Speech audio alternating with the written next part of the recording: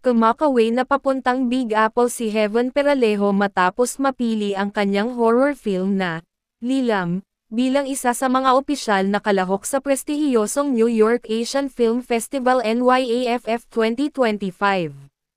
Masayang ibinahagi ng aktres ang balita sa kanyang Instagram story nitong Huwebes, June 12, kung saan ibinandere niya ang art card ng pelikula na may tatak ng NYAFF. "So excited to go to New York." Caption niya sa post na ramdam ang kanyang excitement. Ang NYAFF ay gaganapin mula July 11 to 27, at tampok nito ang mahigit 100 pelikula. Bagamat dati na siyang tumampok sa mundo ng thriller sa pelikulang Nanahimik ang Gabi, kasama si Ian Veneracion, ibang klase ang ibinibida ni Heaven ngayon lalo na't first time niyang sumabak ng todo sa genre ng horror sa Lilam.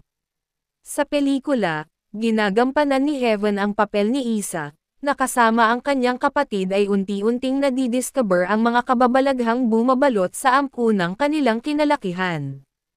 At hindi lang ito basta pasok sa festival dahil matagumpay nang ang tinanghal si Heaven bilang Best Actress para sa papel na ito sa Ginso Arigato International Film Festival noong nakaraang buwan. Hindi rin nagpapahuli ang direktor ng pelikula na si Mikhail Red, na kinilala bilang Best Director. Kasama rin sa cast ng Lilam, sina Yula Valdez, Raisa Senon, Mon Confiado, at Gold Ace Run.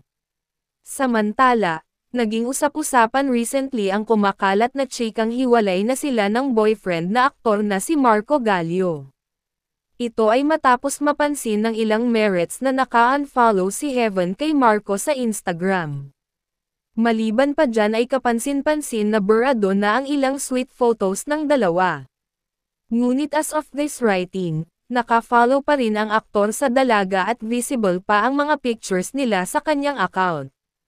Nag-ugat ang kanilang love story noong 2017 nang magsama sila bilang housemates sa Pinoy Big Brother, Lucky Season 7. Muling nagtagpo ang kanilang landas noong 2023 para sa hit mini-series na The Rain in España, at naging opisyal ang kanilang relasyon matapos ang palitan nila ng I love yous sa social media noong November 2024.